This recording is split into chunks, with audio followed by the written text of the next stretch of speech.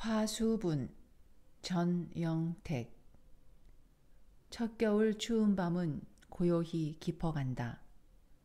뒤뜰 창밖에 지나가는 사람 소리도 끊어지고 이따금씩 찬바람 부는 소리가 휘익 우수수 하고 바깥에 춥고 쓸쓸한 것을 알리면서 사람을 위협하는 듯 하다.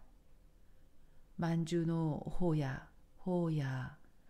길게, 그리고도 힘없이 외치는 소리로 보지 않아도 추워서 수그리고 웅크리고 가는 듯한 사람이 몹시 처량하고 가엾어 보인다.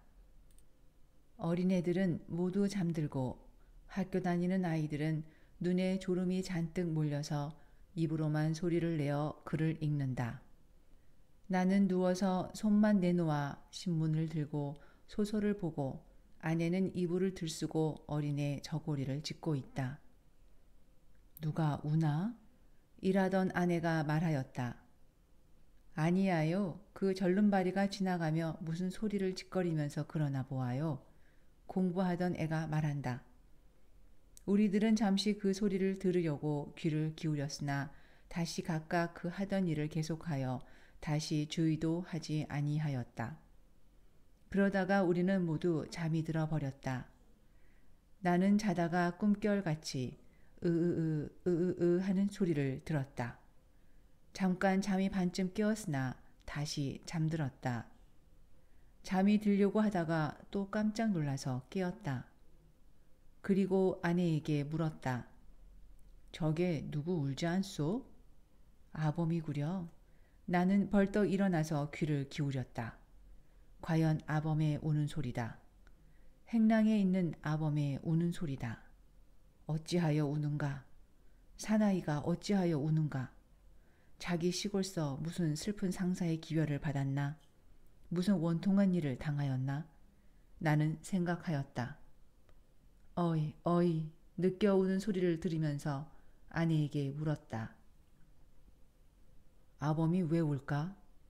글쎄요, 왜 울까요? 아범은 금년 9월에 그 아내와 어린 계집애 둘을 데리고 우리 집 행랑방에 들었다.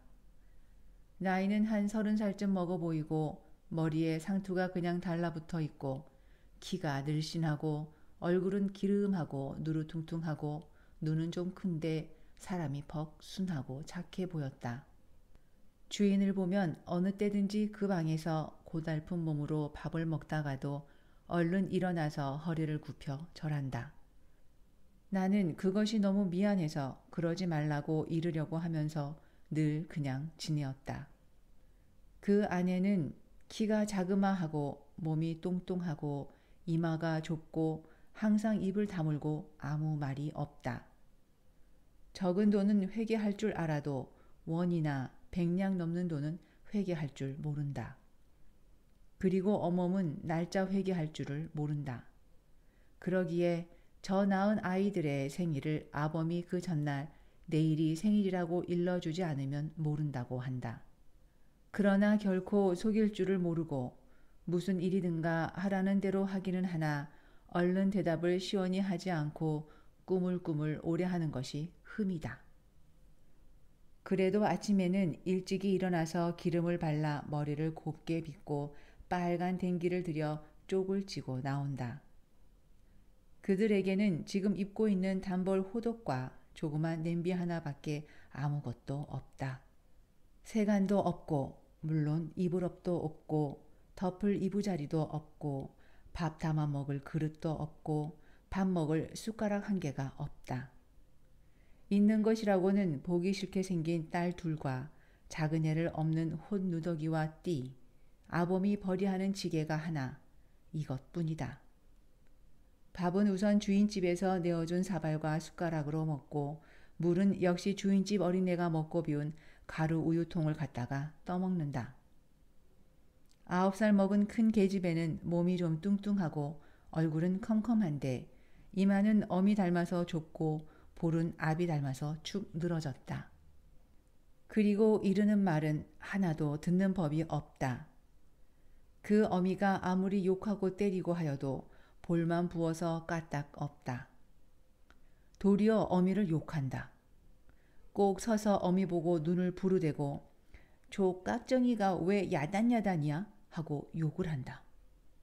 먹을 것이 생기면 자식 먹이고 남편 대접하고 자기는 늘 굶는 어미가 헛입 노릇이라도 하는 것을 보게 되면 저 망할 계집년이 무얼 혼자만 처먹어? 하고 욕을 한다. 다만 자기 어머니나 아비의 말을 아니 들을 뿐 아니라 주인 마누라나 주인 나리가 무슨 말을 일러도 아니 듣는다. 먼데 있는 것을 가까이 오게 하려면 손수 붙들어 와야 하고 가까이 있는 것을 비키게 하려면 붙들어다 치워야 한다.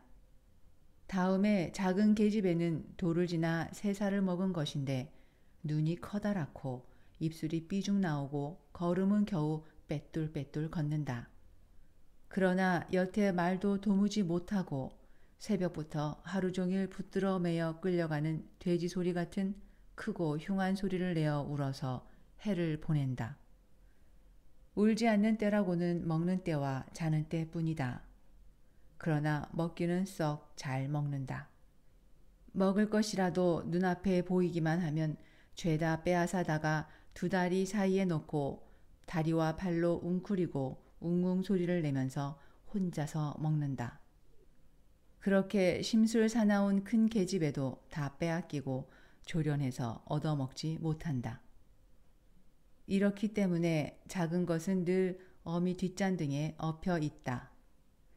만일 내려놓아 버려두면 땅바닥을 벗은 몸으로 2다리를 턱 내뻗치고 묶여가는 돼지 소리로 동리가 요란하도록 냅다 지른다. 그래서 어멈은 밤낮 작은 것을 얻고 큰 것과 싸움을 하면서 얻어먹지도 못하고 물 깃고 걸레질하고 빨래하고 서서 돌아간다. 작은 것에게는 젖을 먹이고 큰 것에 욕을 먹고 성화받고 사나이에게 웅얼웅얼하는 잔말을 듣는다. 밥 지을 쌀도 없는데 밥 안 짓는다고 욕을 한다. 그리고 아범은 밝기도 전에 지게를 지고 나갔다가 밤이 어두워서 들어오지만 하루에 2끼를 못 끓여 먹고 대개는 벌이가 없어서 새벽에 나갔다가도 오정때가 되면 돌아온다. 들어와서는 흔히 잔다. 이런 때는 온종일 그 이튿날 아침까지 굶는다. 그때마다 말없던 어멈이 옹알옹알 바가지 긁는 소리가 들린다. 어멈이 그 애들 때문에 그렇게 애쓰고 그들의 살림이 그렇게 어려운 것을 보고 나는 이따금 이렇게 생각하였다. 아내에게도 말을 한다.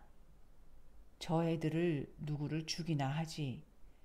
위에 말한 것은 아범과 그 식구의 대강한 정형이다. 그러나 밤중에 그렇게 설게 운 까닭은 무엇인가? 그 이튿날 아침이다. 마침 일요일이기 때문에 나에게는 한가한 틈이 있어서 어멈에게 그 내용을 들을 기회가 있었다. 지난 밤에 아범이 왜 그렇게 울었나? 하는 아내의 말에 어멈의 대답은 대강 이러하였다. 어멈이 늘 쌀을 팔러 댕겨서 저 뒤에 쌀가게 마누라를 알지요. 그 마누라가 퍽 고맙게 굴어서 이따금 앉아서 이야기도 했어요. 때때로 그 애들을 데리고 어떻게나 지내나 하고 물어요. 그럴 적마다 죽지 못해 살지요 하고 아무 말도 아니했어요.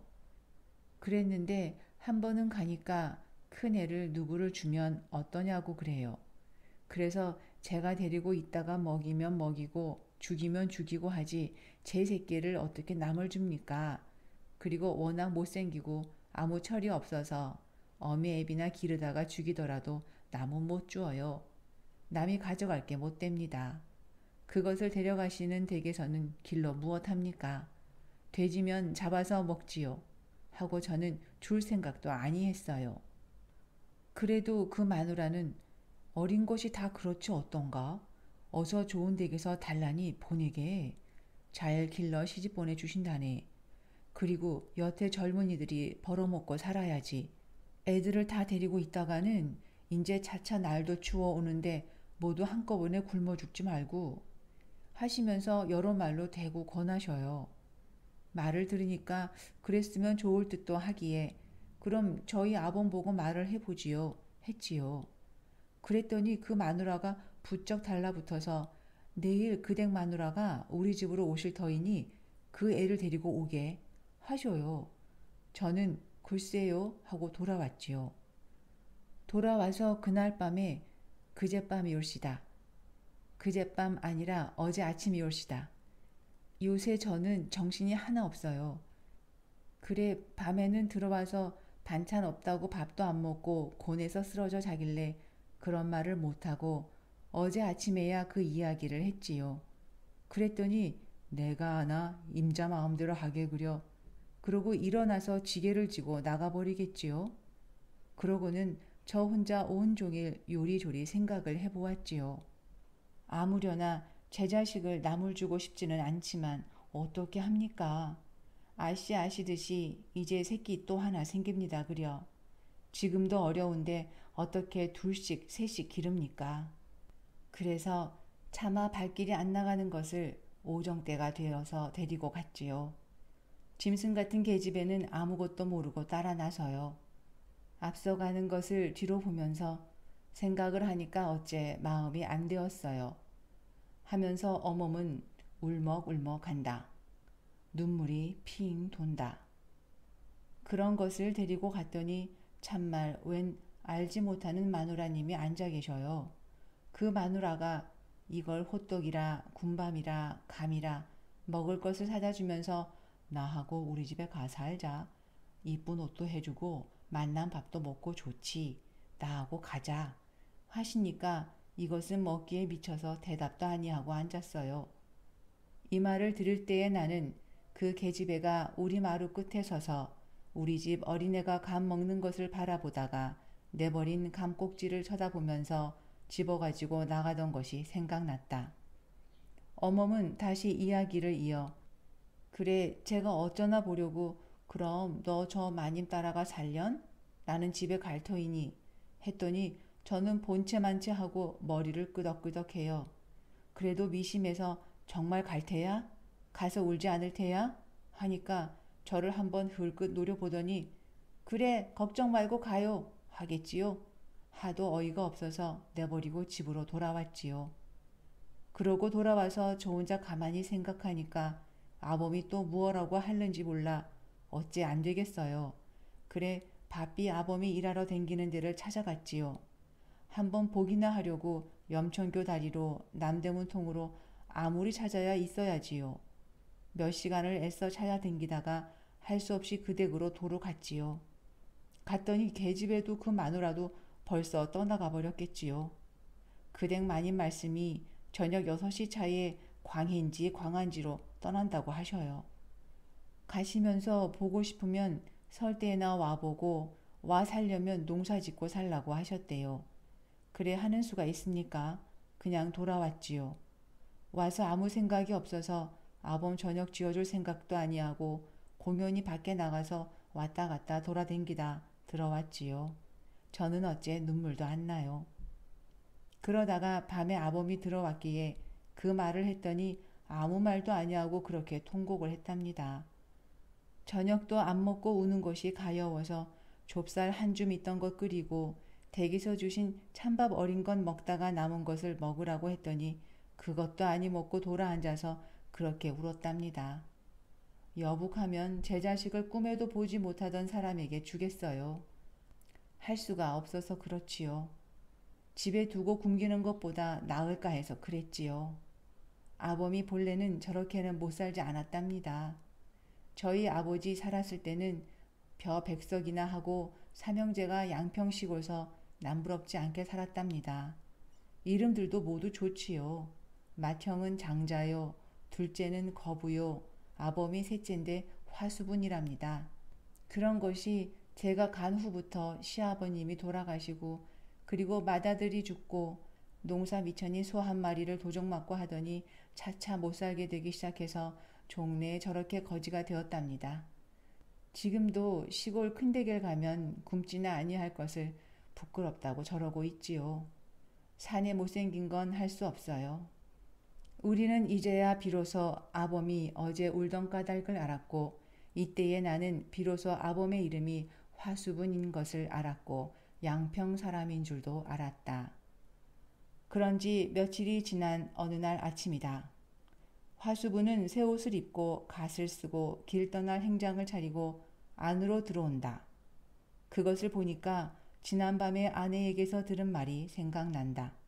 시골 있는 형 거부가 일하다가 발을 다쳐서 일을 못하고 누워있기 때문에 가뜩이나 흉년인 데다가 일을 못해서 모두 굶어 죽을 지경이니 아범을 오라고 하니 가 보아야 하겠다는 말을 듣고 나는 가 보아야겠군 하니까 아내는 김장이나 해주고 가야 할 터인데 하기에 글쎄 그럼 그렇게 이르지 한 일이 있었다. 아범은 뜰에서 허리를 한번 굽히고 말한다. 날이 댕겨오겠습니다. 제 형이 일하다가 도끼로 발을 찍어서 일을 못하고 누워있다니까 가 보아야겠습니다. 가서 추수나 해주고는 곧 오겠습니다. 거저 나리땡만 믿고 갑니다. 나는 어떻게 대답을 했으면 좋을지 몰라서 잘 댕겨오게 하였다. 아범은 다시 한번 절을 하고 안녕히 계십시오 하면서 돌아서 나갔다. 저렇게 내버리고 가면 어떡합니까? 우리도 살기 어려운데 어떻게 불 떼고 먹이고 입히고 할 테요? 그렇게 곧 오겠소? 이렇게 걱정하는 아내의 말을 듣고 나는 바삐 나가서 화수분을 불러서 곧 댕겨오게 겨울을 나서는 안 되네 하였다. 곧 댕겨옵지요. 화수분은 뒤를 돌아보고 이렇게 대답을 하고 달아난다. 화수분은 간지 일주일이 되고 열흘이 되고 보름이 지나도 아니 온다. 어멈은 아범이 추수해서 쌀 말이나 가지고 돌아오기를 밤낮 기다려도 종래 오지 아니하였다. 김장때가 다 지나고 입동이 지나고 정말 추운 겨울이 되었다. 하루 저녁은 바람이 몹시 불고 그 이튿날 새벽에는 하얀 눈이 펑펑 내려 쌓였다. 아침에 어멈이 들어와서 화수분의 동네 이름과 번지 쓴 종이 조각을 내어 놓으면서 어서 오지 않으면 제가 가겠다고 편지를 써달라고 하기에 곧 써서 부처까지 주었다. 그 다음 날부터는 며칠 동안 날이 풀려서 꽤 따뜻하였다. 그래도 화수분의 소식은 없다. 어멈은 본래 어린애가 딸려서 일을 잘 못하는 데다가 다리병이 있어 다리를 잘 못 쓰고 더구나 며칠 전에 손가락을 다쳐서 일을 하지 못하는 것을 벅 미안하게 생각한다. 그리고 추운 겨울에 혼자 살아갈 길이 막연하여 종래 아범을 따라 시골로 가기로 결심을 한 모양이다. 그럼 아씨 시골로 가겠습니다. 몇 리나 되나? 몇 리인지 사나이들은 일찍 떠나면 하루에 간다고 해도 저는 이틀에나 겨우 갈걸요. 혼자 가겠나? 물어가면 가기야 가지요.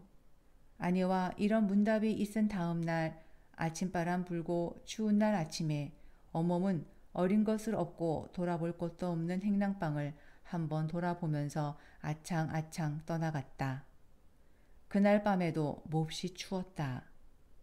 우리는 문을 꼭꼭 닫고 문틀을 헝겊으로 막고 이불을 둘씩 덮고 꼭꼭 붙어서 일찍 잤다. 나는 자면서 잘 갔나? 얼어 죽지는 않았나? 하는 생각이 났다.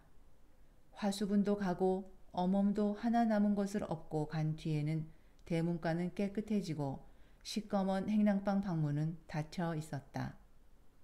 그리고 우리 집에는 다시 행랑 사람도 안 들이고 식모도 아니 두었다. 그래서 몹시 추운 날 아내는 손수 어린 것을 등에 지고 이웃집의 우물에 가서 배추와 물을 씻어서 김장을 대강하였다.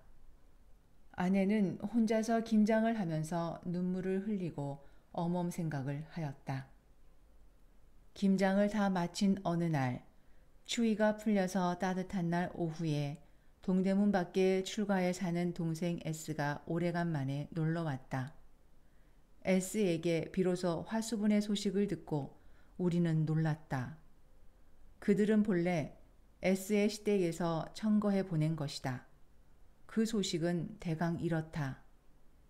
화수분이 시골 간 후에 형 거부는 꼼짝 못하고 누워있기 때문에 형 대신 겸 두 사람의 일을 하다가 몸이 지쳐 몸살이 나서 넘어졌다. 열이 몹시 나서 정신없이 앓았다. 정신없이 앓으면서도 귀동이를 부르며 늘 울었다. 귀동아, 귀동아, 어딜 갔니? 잘 있니? 그러다가는 흐득흐득 느끼면서 그렇게 먹고 싶어 하는 사탕 하나 못 사주고 연시 한 개 못 사주고 하고 소리를 내어 어이어이 운다. 그럴 때에 어멈의 편지가 왔다. 뒷집 기와집 진사댁 서방님이 읽어주는 편지 사연을 듣고 아이고 옥분아 옥분이 애미 하고 또 어이어이 운다. 울다가 벌떡 일어나서 서울서 넉마전에 사입고 간 새 옷을 입고 갓을 썼다. 집안 사람들이 굳이 말리는 것을 뿌리치고 화수부는 서울을 향하여 어멈을 데리러 떠났다. 쌀이문 밖에를 나가 화수부는 나는 듯이 달아났다. 화수부는 양평에서 오정이 거의 되어서 떠나서 해져갈 즈음에서 백리를 거의 와서 어떤 높은 고개에 올라섰다. 칼날 같은 바람이 뺨을 친다. 그는 고개를 숙여 앞을 내려다 보다가 소나무 밑에 희끄무레한 사람의 모양을 보았다.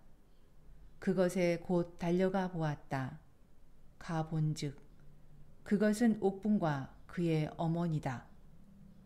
나무 밑 눈 위에 나뭇가지를 깔고 어린 것 업은 혼누더기를 쓰고 한 끝으로 어린 것을 꼭 안아가지고 웅크리고 떨고 있다.